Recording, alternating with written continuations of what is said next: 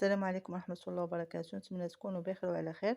اليوم نحضر معكم السردين بالطريقة ديالي، كيجي بنين ولذيذ متفرزوش ما بينه وبين السردين ديال المطاعم اللي كتاكلوا في السناكات.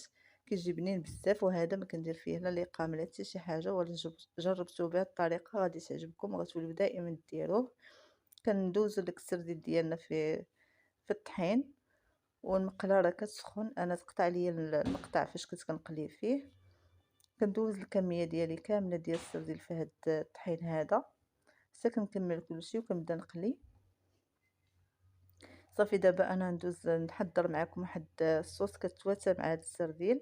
كنحتاجو فيها علبه ديال الصوص اولا، كنضيفو عليها معلقه صغيره ديال مطيشه الحك، شويه ديال زيت العود، شويه البزار، شويه الملحه، معلقه صغيره ديال الهريسه، شويه ديال الكمون، وشويه ديال التحميره، وشويه ديال الربيع، والضريس ديال الثومه كنحكوه في حكاكه رقيقه.